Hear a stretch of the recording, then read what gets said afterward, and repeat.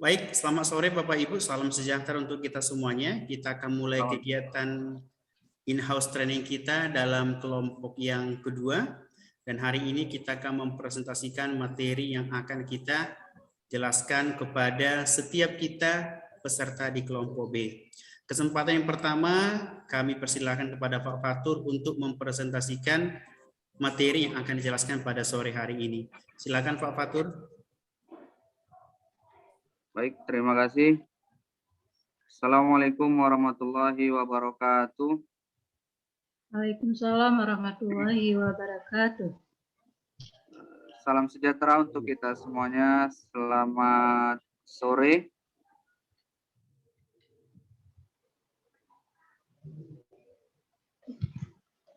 Baik, puji syukur pada Tuhan Yang Maha Esa yang saya hormati dan saya banggakan, Bapak Ibu sekalian yang telah berhadir pada kesempatan yang sore yang berbahagia ini. Izinkan saya dari kelompok B atas nama Fatur Rahman dari unit SMK Swasta Jambi Medan untuk mempresentasikan hasil dari yang telah saya susun. Yang pertama, saya ingin bertanya terlebih dahulu, apakah sudah tampil ya Bapak Ibu ke layar Bapak Ibu sekalian yang ingin saya presentasikan kira-kira? Sudah Pak? Sudah Pak. Oke, baik. Suara saya juga sudah terdengar ya? Sudah. Jelas Pak? Oke. Nah, di situ saya sudah screenshot Sudah, Pak. apa yang ingin saya sampaikan atau yang ingin kita bahas pada kesempatan yang berbahagia ini. Yaitu pada kesempatan ini izinkan saya dalam 20 menit ke depan atau kurang lebih untuk menyampaikan sebuah materi yang akan kita bahas secara diskusi bersama-sama, yaitu prinsip pembelajaran untuk mencapai profil pelajar Pancasila agar terwujud pembelajaran yang sesuai dengan profil pelajar Pancasila itu untuk tercapai. Baik, sebelumnya pada materi-materi ini telah kita bahas dan kita ketahui bersama bahwasanya profil pelajar Pancasila ini penting untuk menjadi salah satu target dalam setiap pembelajaran kita, apapun itu materi pembelajarannya. Karena hal ini merupakan salah satu bisa dikaitkan dengan cita-cita luhur Bapak pendiri pendidikan bangsa Indonesia, yaitu Ki Hajar Dewantara. Hal yang pertama yang perlu dilakukan agar terwujudnya profil pelajar Pancasila, yaitu ada hal-hal yang harus diwujudkan. Yang pertama yaitu dirancang dengan mempertimbangkan tingkat pencapaian peserta didik saat ini. Artinya dirancang dengan mempertimbangkan tingkat pencapaian, yaitu tentu dalam setiap pencapaian itu ada fase-fase. Fase dari mulai dia sekolah tingkat dasarnya sampai ke tingkat SMK-nya. Nah, fase-fase itu sangat berkaitan dan menentukan kepada fase-fase kalau kita mau ngomong. berikutnya. Tentu hal ini disesuaikan dengan kebutuhan pelajar serta mencerminkan karakter dan perkembangan mereka. Jadi setiap pelajar itu memiliki pencapaian atau kebutuhan belajar yang berbeda-beda karena tergantung fase dia sebelumnya. Kalau fase dia sebelumnya itu tidak maksimal dia dapatkan, maka untuk fase dia yang berikutnya pasti akan membuat dia berbeda dengan teman-teman sebayanya. Jadi hal itu yang perlu kita ketahui dan memenuhi atau kita rancang pembelajaran itu sesuai dengan kebutuhan dia gitu. Yang mungkin setiap orang itu berbeda-beda dan kita lihat tingkat fase pencapaian dia. Itu yang pertama. Yang kedua yaitu tentu harus dirancang dan dilaksanakan untuk membangun kapasitas belajar peserta didik dan kapasitas mereka untuk menjadi pembelajar sepanjang hayat. Jadi di sini kita mencoba untuk merancang pelaksanaan itu sesuai dengan kapasitas dia dan kapasitas mereka menjadi pembelajar sepanjang hayat. Ini tidak terlepas dari pemahaman kita sebagai targetnya, yaitu untuk memenuhi profil pelajar Pancasila itu. Karena di sini memang dicetak mereka untuk menjadi seorang pembelajar sepanjang hayat gitu. Jadi walaupun secara pendidikan formalitas mereka sudah melewati fasenya, namun karena mereka mempunyai motivasi sebagai kita ciptakan sebagai pembelajar sepanjang hayat, maka ketika dewasa pun dia tetap menjadi pembelajar juga. Artinya ada dorongan-dorongan yang sebagaimana kita bahas sebelumnya, ada faktor internal dan eksternal yang membuat dia terdorong untuk menjadi pembelajar. Misalnya kalau dia sudah dewasa, tentu dia akan menjadi seorang pembelajar yang dewasa gitu. Mungkin karena faktor harus dia meningkatkan harga dirinya atau background pengalaman yang harus menuntut dia menjadi pembelajar gitu. Nah, arah ke situ tentu harus dirancang dalam setiap pembelajaran yang kita susun. Yang ketiga yaitu mendukung perkembangan kognitif dan karakter peserta didik secara berkelanjutan atau dan holistik. Nah, artinya pembelajaran dirancang itu untuk mencapai profil Pancasila yaitu kita harus membuatnya mengarah kepada pendukungan terhadap karakter peserta didik tersebut. Artinya dia merasa pendidikan yang kita berikan atau pembelajaran yang kita berikan itu memang menyentuh, mengena kepada diri dia, akan kebutuhan dia, dan dia bisa merasa berkaitan dengan apa yang dia pelajari itu memang bisa dikaitkannya dengan diri dia, dengan lingkungan dia, sehingga dia menjadi tertarik terhadap pembelajaran tersebut. Jadi ini akan memberikan dukungan kepada dia secara berkelanjutan dan holistik. Yang keempat yaitu relevan, yaitu pembelajaran yang tentu kita rancang sesuai dengan konteks kehidupan dan budaya peserta didik, serta melibatkan orang tua dan komunitas sebagai mitra. Nah, relevan di sini artinya pembelajaran tersebut ternyata bisa ditemukan, diaplikasikan, atau didapati dengan kehidupan lingkungan sekitar dia gitu. Jadi sangat bersentuhan gitu. Misalnya cerita tentang kalau di agama tentang sifat akhlak yang baik, kejujuran gitu. Nah, ternyata memang dia bisa membenturkan nilai-nilai yang ia dapati dari pembelajaran tentang kejujuran ini dapat dia temukan di dalam kehidupan dia gitu. Dan tentunya aspek ini juga harus melibatkan si orang tua dan juga komunitas sebagai mitra. Dan terakhir yaitu berorientasi pada masa depan yang berkelanjutan. Artinya di sini ada semacam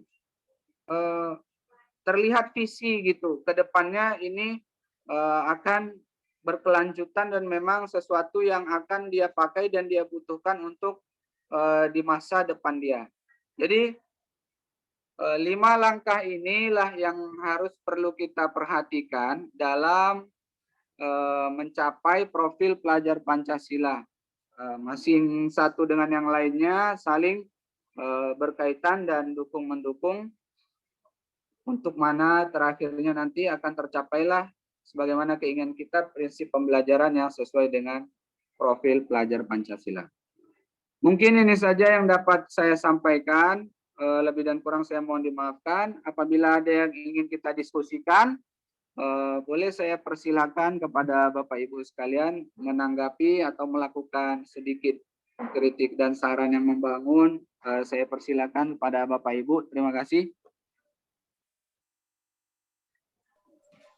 Baik, terima kasih Pak Fatur buat pemaparannya. Dan Bapak Ibu, jika ada ingin berkomentar, memberikan masukan, dipersilahkan untuk memberikan pertanyaan atau komentar kepada materi disampaikan sama Pak Fatur tadi. Persilakan Bapak Ibu.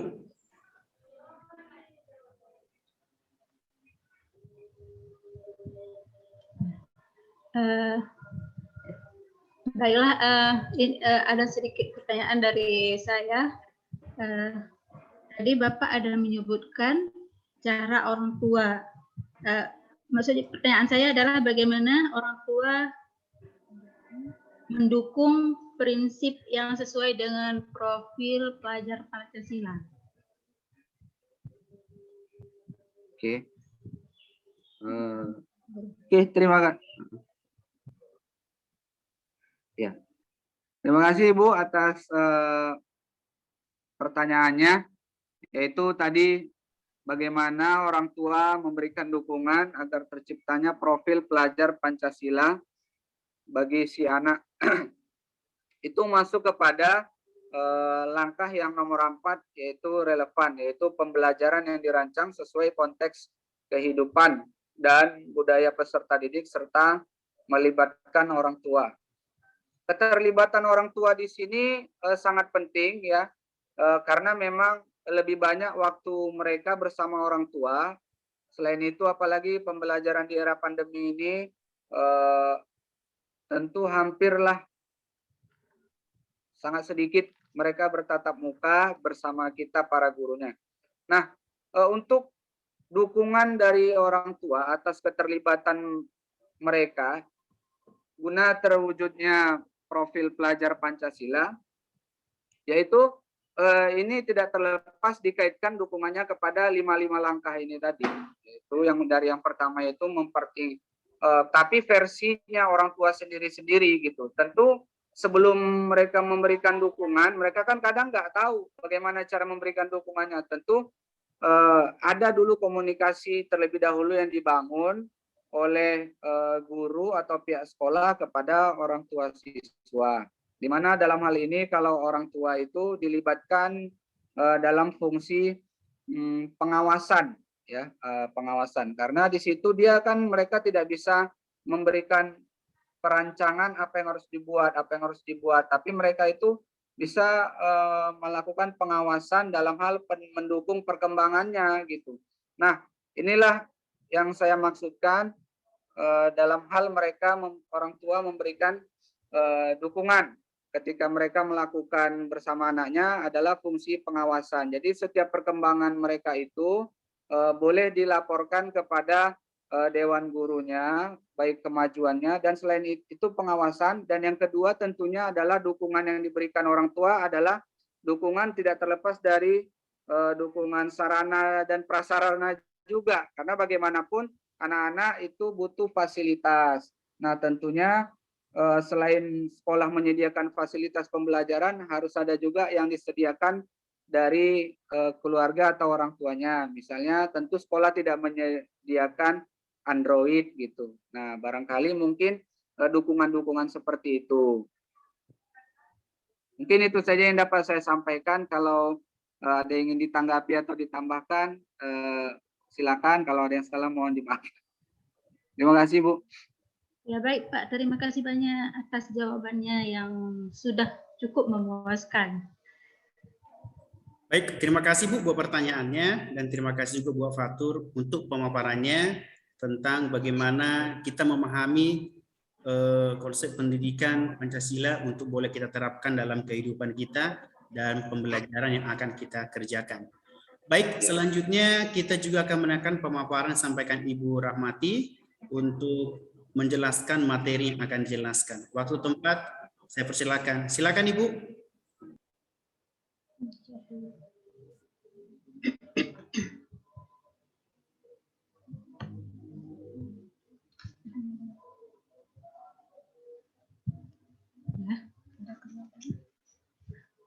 Sudah kelihatan Bapak Ibu?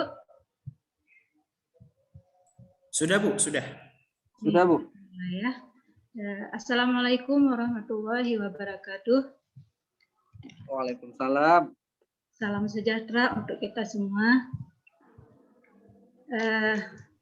Apa kabar Bapak Ibu? Sehat? Sehat Ibu, Sehat. terima kasih. Sehat, baik, semangat. Alhamdulillah, sampai hari ini kita masih diberi kesehatan sehingga kita bisa mengikuti acara kita hari ini. Sebelum kita memulai ke acara selanjutnya, alangkah baiknya kita berdoa dulu ya Bapak Ibu. Siapa di antara Bapak Ibu yang bisa memimpin doanya?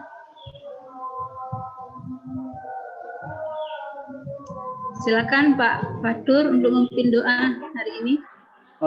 Maaf Bu, agak kurang jelas Bu. Jaringan saya ini kayaknya. Atau Pak Eben. Silakan Pak Eben. Baik, terima kasih Bu. Sebelum kita lanjut materi kita, mari kita berdoa menurut agama dan keyakinan kita masing-masing untuk meminta kemudahan yang Maha Kuasa. Kita berdoa, doa dimulai.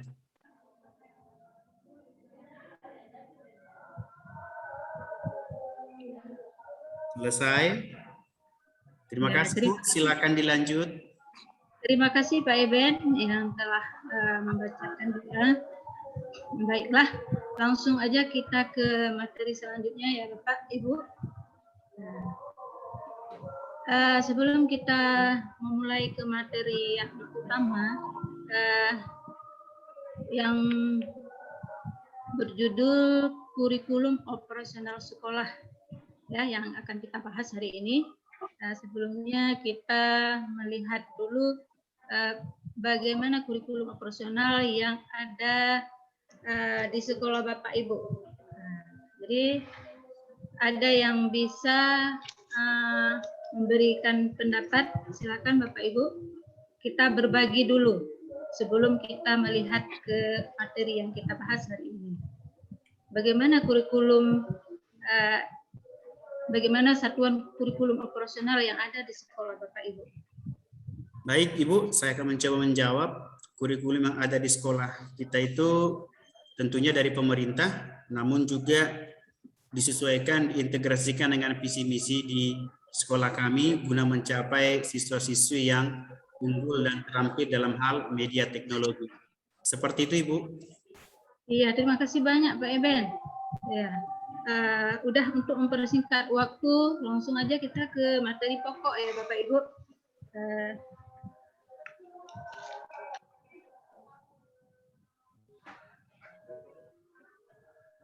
Iya.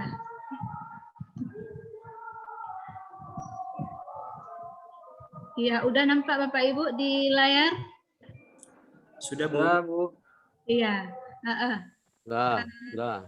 Yang pertama, prinsip pengembangan kurikulum operasional di satuan pendidikan. Itu kita harus memperhatikan yang pertama, berpusat pada peserta didik. Pembelajaran harus memenuhi potensi perkembangan dan kebutuhan peserta didik. Profil belajar Pancasila dapat menjadi rujukan penyusunan kurikulum operasional di suatu sekolah. Yang kedua, kontekstual, menunjukkan karakter satuan pendidikan, konteks sosial, budaya, serta hubungan dengan dunia industri. Kemudian yang selanjutnya, yang ketiga, esensial, yaitu semua info penting tercantum dalam kurikulum, bahasa lugas dan mudah dipahami. Berikutnya yang keempat adalah akuntabel, yaitu dapat dipertanggungjawabkan karena berbasis data. Kemudian yang berikutnya, yang kelima, melibatkan berbagai pemangku kepentingan, yaitu pengembangan kurikulum ini melibatkan komite sekolah, orang tua, organisasi, serta industri dan dunia kerja untuk SMK. Dan selanjutnya, profil pelajar Pancasila sebagai acuan dalam pembuatan visi, misi, dan tujuan pembelajaran. Nah, jadi yang harus diperhatikan adalah profil Pancasila. Yang pertama yaitu beriman, bertakwa kepada Tuhan Yang Maha Esa. Yang kedua, berkebinekaan global. Yang ketiga, mandiri. Yang keempat, kreatif. Yang kelima, bernalar kritis. Yang keenam, bergotong royong. Jadi komponen profil pelajar Pancasila tersebut menunjukkan bahwa tidak hanya bergantung pada kemampuan kognitif, tapi juga bergantung pada sikap dan perilaku sesuai jati diri sebagai bangsa Indonesia sekaligus warga dunia. Selanjutnya, proses penyusunan kurikulum operasional di satuan pendidikan itu harus berpatokan kepada yang pertama, menganalisis konteks karakteristik satuan pendidikan. Kemudian yang kedua, merumuskan visi, misi, tujuan. Yang ketiga, menentukan pengorganisasian pembelajaran. Yang keempat, menyusun rencana pembelajaran. Kemudian yang kelima, merancang pendampingan, evaluasi, dan pengembangan profesional. Dalam menyusun kurikulum operasional satuan pendidikan, setiap komponennya dapat dikembangkan melalui proses bolak-balik antara analisis lingkungan belajar satuan pendidikan, visi misi satuan pendidikan, serta tujuan dan strateginya dalam perencanaan penting bagi sekolah untuk mengumpulkan berbagai data dan mendapatkan informasi yang komprehensif. Informasi ini kemudian dianalisis untuk memberikan kesimpulan yang tepat bagi perencanaan yang optimis. Dan selanjutnya, penyusunan visi, misi, dan tujuan. Jadi dalam menyusun visi sekolah, kita harus melakukan wawancara, kemudian yang kedua bisa juga dengan mencari benang merahnya, kemudian yang ketiga membuat kesimpulannya. Kemudian kita lanjutkan dengan misi sekolah, itu juga harus diperhatikan dengan setiap kelompok dapat ditugaskan untuk membuat sebanyak mungkin kalimat aksi dari satu indikator pencapaian visi. Kemudian semua kalimat aksi yang telah dibuat direvisi bersama dan dipilih yang paling baik. Kemudian dalam penyusunan tujuan, kita harus perhatikan tujuan itu dibuat untuk menerjemahkan kalimat tindakan dalam misi menjadi aksi-aksi spesifik dan terukur. Aksi-aksi inilah yang selanjutnya akan digunakan manajemen satuan pendidikan untuk menyusun program kerja yang akan direfleksikan dan dievaluasi dalam kurun waktu tertentu. Selanjutnya, evaluasi kurikulum operasional di satuan pendidikan. Pendampingan, evaluasi, dan pengembangan profesional dilakukan secara internal oleh satuan pendidikan untuk memastikan pembelajaran berjalan sesuai rencana untuk mencapai tujuan yang ditetapkan. Dan selanjutnya, komponen utama kurikulum operasional yang ditinjau 4-5 tahun sekali.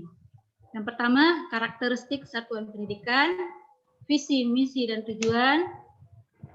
Kemudian komponen berikutnya, komponen ini menjadi komponen utama yang ditinjau setiap tahun.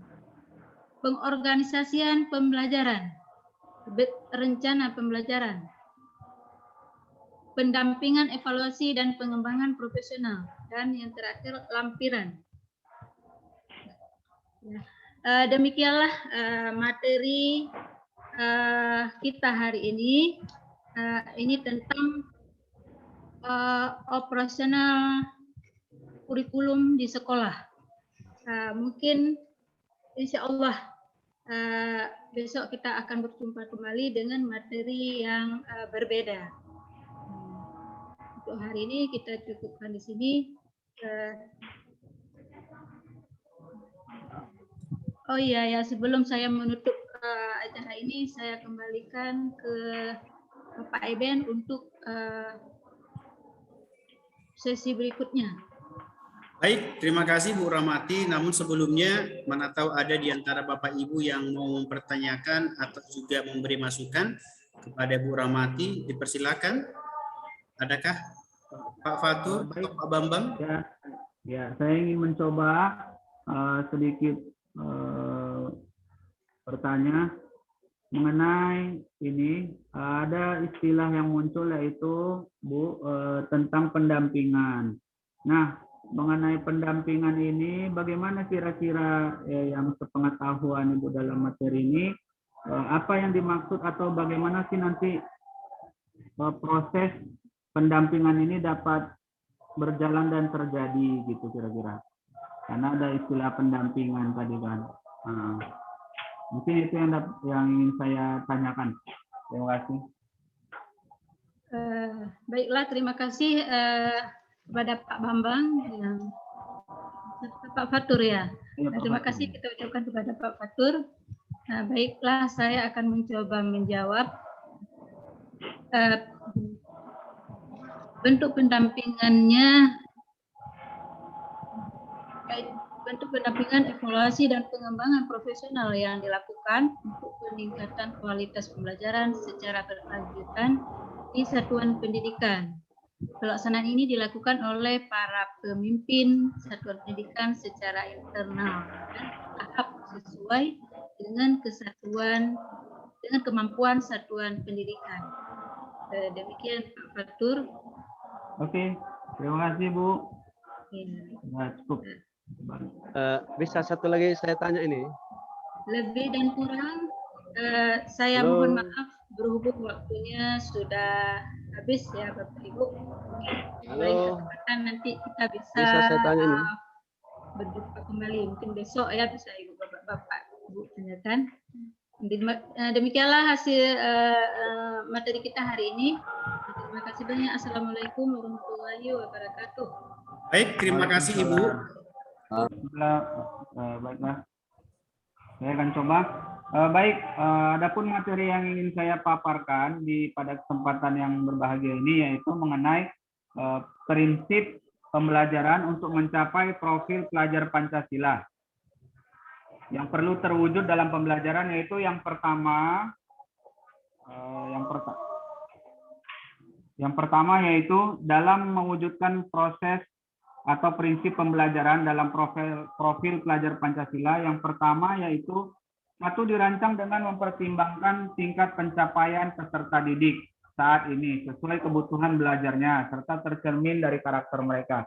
Artinya sebelumnya mereka pasti melewati fase-fase pembelajaran, maka daripada itu setiap fase pasti menentukan fase berikutnya. Maka pada kesempatan ini yang pertama, pembelajaran tentu harus dirancang sesuai dengan kebutuhannya, karena mereka pasti berbeda-beda dalam setiap karakter kebutuhan belajar mereka. Yang kedua yaitu pembelajaran dirancang dengan dilaksanakan untuk membangun kapasitas belajar peserta didik dan kapasitas mereka untuk menjadi pembelajar sepanjang hayat.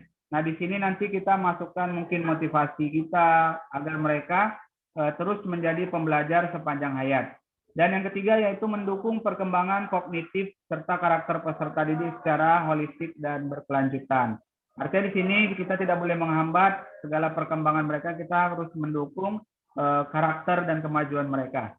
Yang keempat yaitu relevan, yaitu pembelajaran dirancang sesuai konteks kehidupan dan budaya peserta didik. Di sini pendidikan itu atau proses pembelajaran itu harus dikaitkan atau terkait, dapat mereka benturkan dan mereka dapati apa yang mereka pelajari itu dalam kehidupan mereka, dalam budaya mereka, dan melibatkan orang tua mereka serta komunitas sebagai mitra. Maka dia akan merasa tertarik si anak itu dalam proses pembelajaran itu menjadi suatu pembelajaran yang tentunya menyenangkan. Dan yang terakhir yaitu berorientasi pada masa depan yang berkelanjutan. Artinya pembelajaran itu, proses tersebut tentu akan membawa dampak yang sangat mempengaruhi dan mereka rasakan nanti akan mereka butuhkan untuk sebuah orientasi atau visi mereka di masa yang akan datang. Mungkin itu saja yang dapat saya sampaikan. Terima kasih Bapak Ibu sekalian. Baik, terima kasih Pak. Tadi juga Bapak sampaikan ya, ternyata sekolah perlu membangun hubungan yang baik dengan orang tua Pak ya, untuk boleh mensukseskan program ini. Mungkin dengan singkat Pak, proses kolaborasi pihak pendidik dengan keluarga, orang tua khususnya, bagaimana Pak? Silakan Pak. Oke. Kolaborasi yang harus dibangun antara pihak sekolah dan juga dengan keluarga di rumah untuk mendukung upaya ini, tentunya yang pertama yaitu harus dijalin komunikasi antara pihak sekolah dengan keluarga atau orang tua peserta didik. Di sini mungkin nanti kita akan saring konsultasi,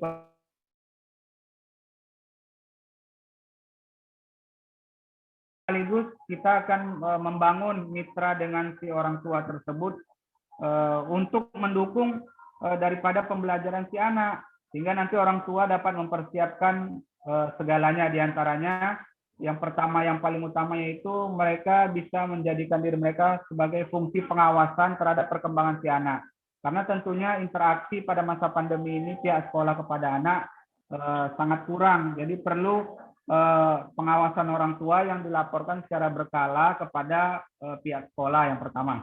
Dan yang kedua, dukungan dari pihak keluarga yaitu tentu dalam sarana prasarananya. Misalnya tentu pihak sekolah nggak mungkin bisa memfasilitasi seluruh siswanya agar punya Android. Pasti orang tua nanti yang akan mengupayakan agar kiranya anaknya tersebut memiliki Android sebagai fasilitasnya untuk dapat terhubung secara daring mengikuti proses pembelajaran. Mungkin itu yang singkat yang dapat saya berikan tanggapan terhadap pertanyaan dari Bapak. Terima kasih. Baik, terima kasih Pak Fatur buat materinya hari ini yang sudah menjelaskan, dan hari ini kita sudah menemukan pemahaman yang baru. Terima kasih Bapak. Dan selanjutnya Pak Bambang, dipersilakan Pak untuk menyampaikan materi yang akan Bapak sampaikan untuk kita dengarkan bersama-sama. Silakan Pak Bambang, apakah berupa statement atau yang lain? Dipersilakan Bapak.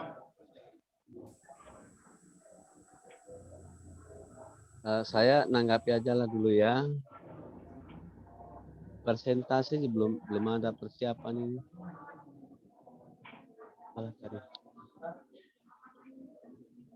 Ini masalah evaluasi. Baik, silakan Pak. Masalah evaluasi ini bisa nggak kita adakan evaluasi alumninya?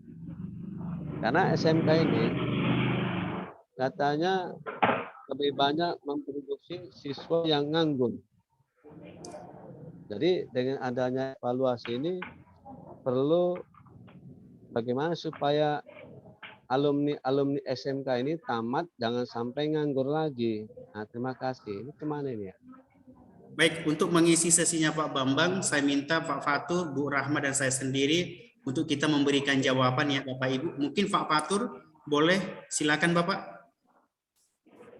Baik, terima kasih. Angka pengangguran. Nah, kalau mengenai pengangguran ini memang berdasarkan data terakhir ya, banyak di-share itu terdapat dari alumni SMK gitu. Nah, sebenarnya inilah yang coba diatasi pada hari ini oleh pemerintah. Pada kesempatan ini mungkin bagian vokasinya. Di sini kita mulai melihat beberapa tahun belakangan ini, khususnya pada tahun ini kita melihat ada perubahan-perubahan dari pemerintah untuk menangani masalah krisis pengangguran dari pihak dari tingkat SMK ini. Di antaranya mungkin mulai perhatian terhadap penguatan kembali pembelajaran SMK, salah satunya yaitu mungkin mulai bermunculannya seperti sekolah-sekolah kita yang terlibat dalam Center of Excellence, membangun kemitraan dengan dunia usaha atau dunia industri, dan juga pelatihan-pelatihan skill. Nah, koneksi-koneksi dalam dunia kerja itu yang dibutuhkan itu dua ya. Kalau berdasarkan kita lihat fakta di lapangan itu, yang pertama itu koneksi atau akses ke dunia industri itu, dan yang kedua adalah skill. Nah, hari ini bahkan sebelum tamat SMK, pihak sekolah tentu sudah mulai merancang pembangunan kerjasama dengan dunia industri. Selain itu juga yang itu berarti sudah teratasi masalah yang pertama, dapat solusinya. Yang kedua yaitu skill. Nah, skill ini didapat dari mungkin setelah melakukan kemitraan dengan dunia industri, maka akan dilakukan pelatihan-pelatihan yang berkolaborasi dengan dunia industri tersebut. Jadi mudah-mudahan dua solusi ini ke depannya dapat mengurangi ataupun meminimalisir angka pengangguran. Contohnya di SMK kami saja sudah melakukan kerjasama misalnya dengan salah satu market besar di Indonesia ya, dan alhamdulillah kedepannya mereka siap menerima alumni kita. Tentu nanti mereka ada kriteria-kriterianya yang harus kita capai. Nah, untuk mencapai kriteria itu diperlukan pelatihan-pelatihan skill baik dari sekolah maupun kolaborasi dengan industri tersebut. Jadi mereka membuka kok peluangnya, dan ini mulai terlihat tahun belakangan ini. Mungkin itu saja dari saya. Terima kasih. Oke, terima kasih.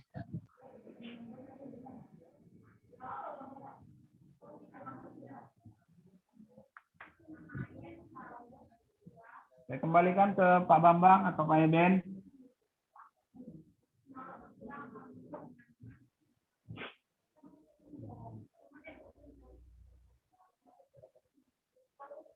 Ya, silakan Pak Eben, lanjutkan.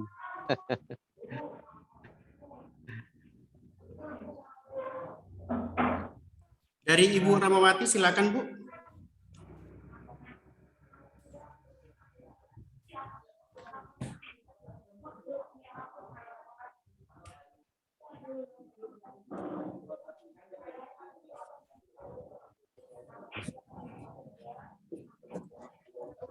Ibu Rahmati sudah, Bu, ya?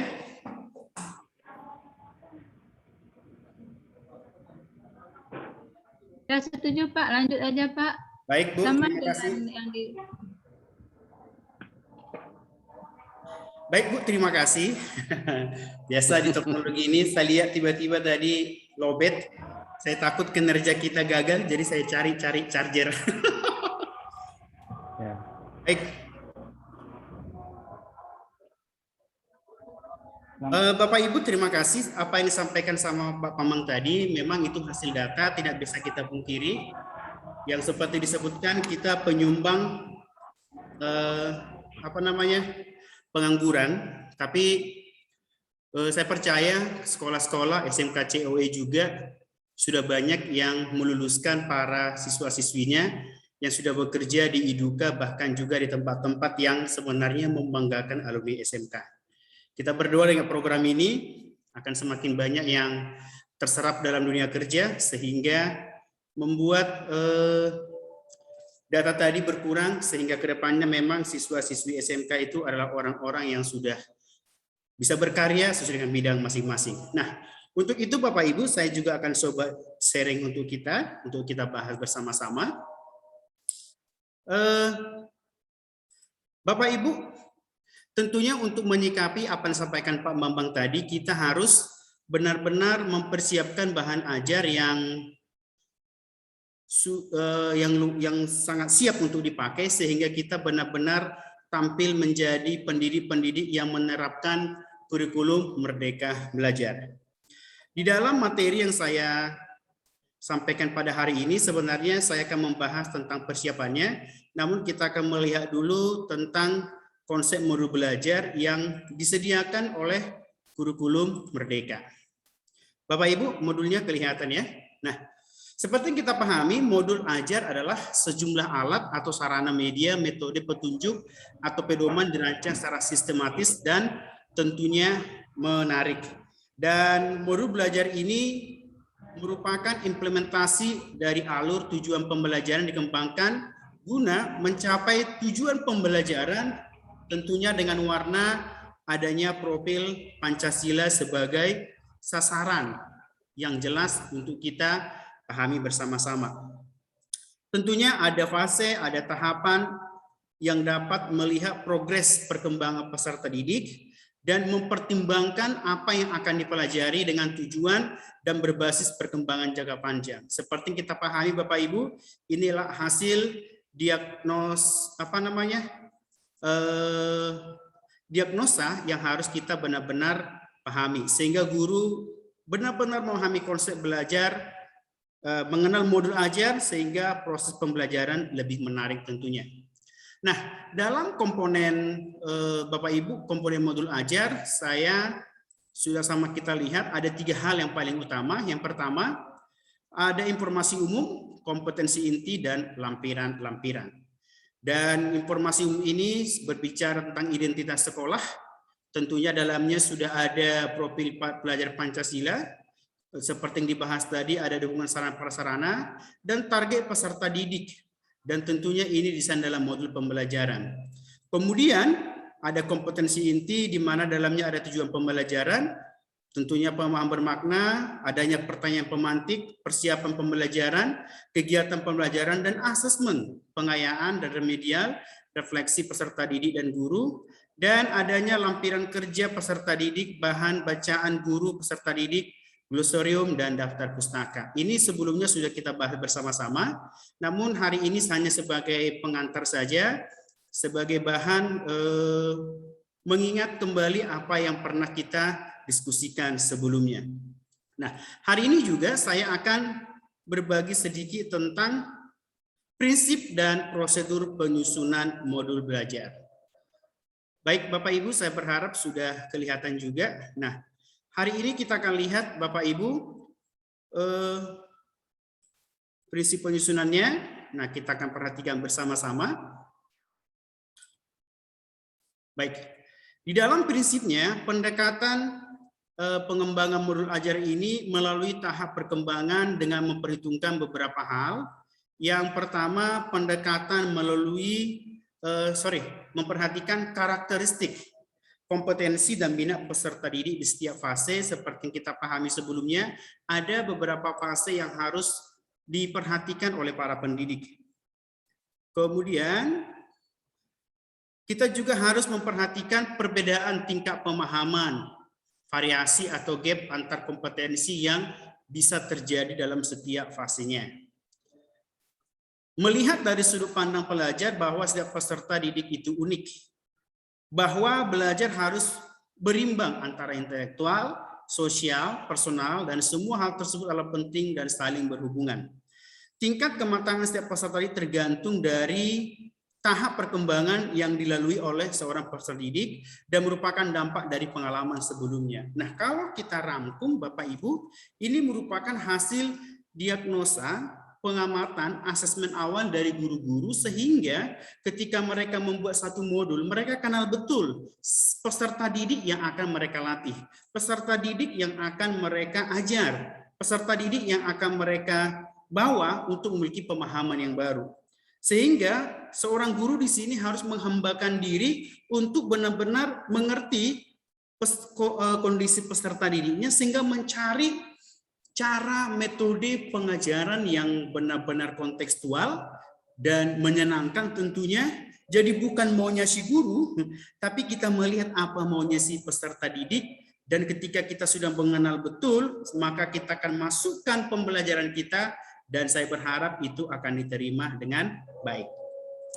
Untuk melakukannya ada 4 prinsip pengembangan modul ajar. 4 karakteristik yang harus dimiliki. Yang pertama, esensial. Pemahaman dari setiap konsep mata pelajaran mulai pengalaman belajar dan lintas disiplin tentunya harus memiliki esensi yang jelas sehingga satu dengan yang lain bersinergi. Tentunya Bapak Ibu juga dalam pembuatan modul ajar ini harus menarik, bermakna, dan menantang. Nah, jadi tidak hanya menarik, ada sesuatu yang mengikat, ada sesuatu yang menarik perhatian mereka, dan ketika mereka perhatikan itu memiliki dampak dalam kehidupannya, dan ada suatu action untuk boleh melakukan sesuatu, yaitu memiliki sesuatu hal yang menantang dirinya untuk mengerjakannya. Dan hal tersebut mari kita desain dalam modul belajar kita. Yang ketiga adalah relevan dan kontekstual. Artinya berhubungan dengan pengetahuan dan pengalaman yang dimiliki sebelumnya dan sesuai dengan konteks di waktu dan tempat peserta didik berada. Situasi, kondisi sosial peserta didik kita itu berbeda-beda, dan mereka itu Bapak Ibu memiliki latar belakang sosial, dan itu juga mempengaruhi kesiapannya belajar. Itu tadi penting namanya diagnostik tadi. Dan kemudian ilmu yang mereka miliki diharapkan juga menjadi jawaban kehidupannya.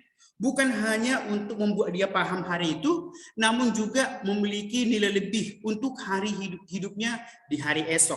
Sehingga benar-benar bermanfaat, berfaedah. Dan tentunya tidak boleh stagnan, harus juga berkesinambungan. Maksudnya, keterkaitan alur kegiatan pembelajaran sesuai dengan fase belajar peserta didik. Kan ada berapa fasenya, tentunya asesmennya, pendekatannya, pembelajarannya, dan juga evaluasinya itu berbeda dari setiap fasenya, dan diharapkan jangan putus antara fase A, B, C, D sampai pada F. Ini menunjukkan guru-guru juga antar satuan pendidikan harus juga memiliki kerjasama dan kolaborasi yang baik. Nah, proses penyusunan modul ajar kita dapat melihat bahwa guru pada saat mengembangkan modul ajar dapat mengikuti langkah-langkah sesuai dengan infografis berikut yang bisa kita lihat di layar kita masing-masing Bapak Ibu. Nah, ada 6 evaluasi, ada 6 tahap. Yang pertama, evaluasi dan tindak lanjut digunakan untuk tahap 1, analisis kondisi kebutuhan, di mana kita harus benar-benar tahu keadaan peserta didik kita serta satuan pendidik di mana kita mengajar. Tentunya visi misi sekolah harus kita pahami dengan baik sehingga Bapak Ibu kita benar-benar memberikan warna yang baik di sekolah kita. Bagaimana caranya? Kita menganalisis kondisi dan kebutuhan guru, peserta didik, serta satuan pendidikan. Sehingga kita benar-benar nyaman mengajar. Yang kedua, kita mengidentifikasi dan tentukan dimensi profil belajar Pancasila. Wow, ini kan kurikulum Merdeka Belajar Bapak Ibu. Kita harus benar-benar mengimplementasikannya sehingga bukan lagi berdasarkan filosofis-filosofis yang mungkin bukan tidak baik, namun kita harus ingat dasarnya adalah Pancasila. Profil pelajar Pancasila itu diharapkan tercermin dari setiap peserta didik yang akan kita didik nantinya. Kemudian kita tentukan alur tujuan pembelajaran yang akan dikembangkan menjadi modul. Jadi guru dapat memilih alur tujuan pembelajaran dari hasil pengembangan sekolah yang mengacu kepada ATP yang ada. Dan selanjutnya kita menyusun modul berdasarkan komponen yang tersedia. Jadi Bapak Ibu ada beberapa standar komponen, namun kita juga mari perhatikan ketersediaan dari pihak sekolah supaya tidak dipaksakan namun situasi tidak mendukung. Namun potensi yang ada kita kembangkan sehingga hal itu menjadi sesuatu yang maksimal. Dan tentunya itu semuanya diterapkan dalam pelaksanaan pembelajaran. Guru melakukan kegiatan pembelajaran sesuai dengan modul ajar yang telah tersusun secara kontekstual, bermakna, menantang, dan sesuai dengan kebutuhan kondisi peserta didik kita. Ketika kita menerapkannya, mengerjakannya, Bapak Ibu, bisa saja ada hal-hal yang mungkin kurang. Itu sebabnya butuh evaluasi dan tindak lanjut. Evaluasi dan tindak lanjut ini bisa kita buat dalam jangka pendek, yaitu penyusunan kembali program pembelajaran dan mungkin di jangka panjang sehingga disesuaikan dengan tujuan pembelajaran nasional dan juga diintegrasikan dengan visi misi sekolah, warna sekolah ketika sekolah tersebut tujuan sekolah tersebut tersampaikan dengan baik sesuai dengan tujuan pendidikan nasional. Nah, Bapak Ibu, berikut prosedur penyusunan modul ajar yang bisa saya sharingkan pada hari ini.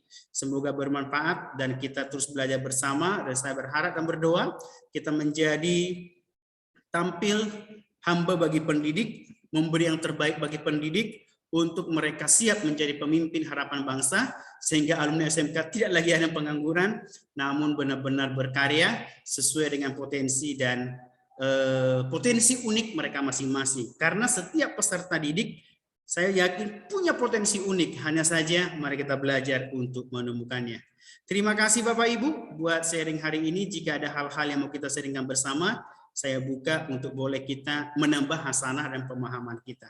Terima kasih. Baik, Pak, izin saya mau sedikit bertanya nih. Silakan Pak. Ada di tahap akhir itu tentang evaluasi ya, tadi tentang 6 tahapan dan juga tindak lanjut.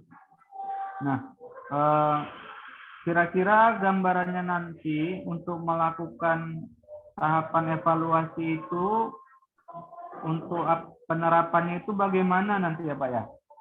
Nah, itu satu, dan yang kedua untuk mengambil langkah yang berikutnya setelah evaluasi itu apa tadi ya? Saya agak lupa. Tindakan berikutnya, tindakan selanjutnya kan gitu untuk dia ada yang terakhir itu. Nah, yang pemandangan gambaran Bapak kira-kira bagaimana nanti penerapan untuk hal evaluasi dan tindak lanjut untuk berikutnya itu kira-kira dalam bentuk apa gitu, tahapan evaluasi itu gitu, atau evaluasi itu sendiri. Baik, terima kasih Pak. Di saat kita menyusun modul ajar tentunya memiliki ATP, alur tujuan pembelajaran yang kita harapkan, dan ketika ini sudah kita tentukan Bapak Ibu, di saat berjalannya kan ada beberapa prinsip-prinsip yang kita sudah sesuaikan sebenarnya. Di saat kita sudah menyesuaikannya atau juga menentukannya, seperti Bapak sampaikan tadi, mungkin belum mencapai pembelajaran yang maksimal. Kita kan memilih CP, capaian pembelajaran yang tentunya diharapkan di atas ketuntasan minimal. Dan menurut saya jangka pendeknya ada per 3 bulan atau juga per 6 bulan. Namun di dalam melihat ini kan kita bisa lihat dari hasil pembelajaran bulanan mereka yang belum mencapai target minimalnya KKM, dan kita harapkan itu juga di atas KKM. Dan kalau ini belum Bapak Ibu, jangan kita menunggu sampai semester. Nah, di awal ketika kita sudah melihat alurnya itu belum memaksimalkan, kita evaluasi di bagian mananya.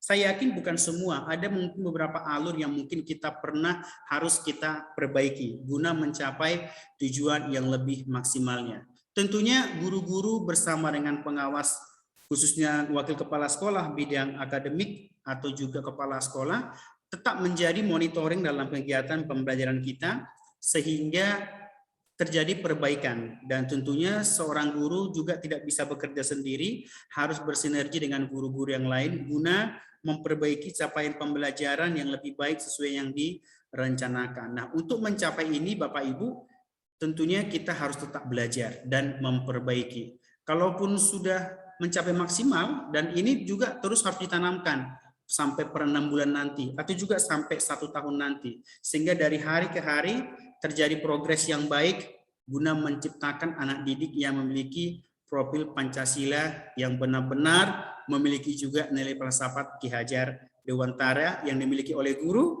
dan peserta didik memiliki nilai-nilai profil Pancasila. Demikian Pak Fatur, semoga bermanfaat sharing saya pada sore hari ini. Lagi di mute itu Pak. Oh iya, terima kasih Pak. Baik, terima kasih Bapak.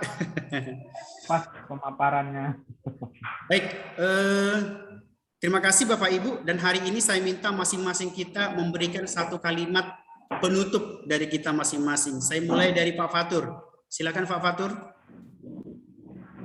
Ya, baik, terima kasih atas kesempatan penutup yang kali ini.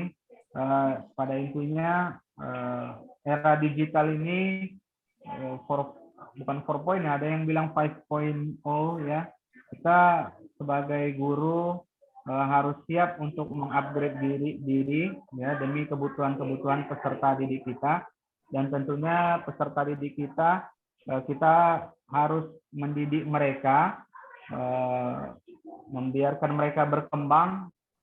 Artinya ada sebuah filosofi yang mengatakan didiklah anak kita itu sesuai dengan zaman dan kondisinya. Mungkin hari ini kita harus menyesuaikan dengan kondisi kekinian, dan kita terus mengupdate diri kita agar siap dalam era tantangan global, bukan hanya di Indonesia tapi juga dunia.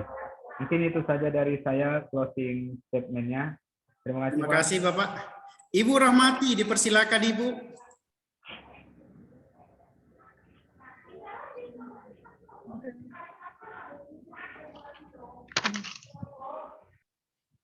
Assalamualaikum warahmatullahi wabarakatuh.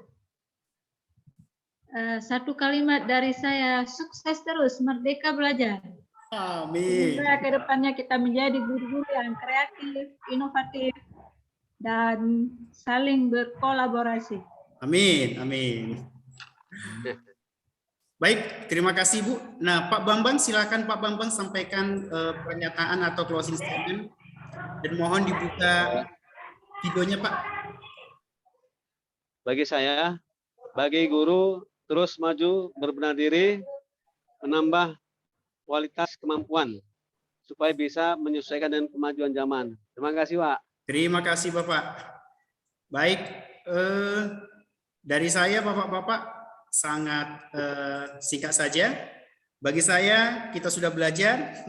Saya sering buat itu, siap belajar, siap berubah, siap berdampak, dan siap bergerak menjadi guru-guru penggerak yang akan mencerdaskan anak-anak bangsa dan tentunya menjadi pemimpin harapan bangsa.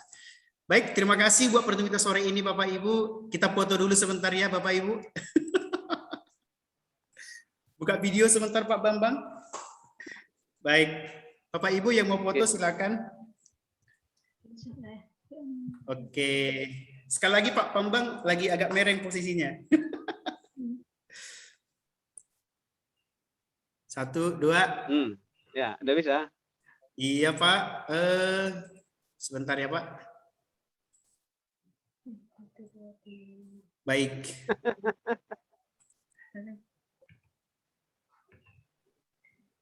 Udah Pak? Ya, sudah Pak. Oke, makasih. Bapak Ibu, terima kasih, dan kita akhiri sampai di sini. Dan saya berharap nanti Bapak Ibu ketika rekaman masing-masing tempat kita ada rekaman, tolong jangan dihilangkan, disimpankan saja. Dan saya juga akan berupaya, dan ini akan saya buat dalam Google Drive-nya, dan saya akan posting di kelompok kita. Tadi Ibu Sri Ramadhani juga berupaya masuk, namun karena kendala, tapi Ibu itu juga berupaya tadi. Demikian saja pertemuan kita hari ini. Selamat sore Bapak Ibu, salam sehat, salam sukses, salam bahagia untuk kita semuanya. Selamat sore. Ya. Terima kasih Pak Eben, makasih Pak Sore Putu, semua. Pak Bambang. Terima kasih Bu semua Sri. Pak Eben, Ya. Pak Fatum, Bu Rahmawati.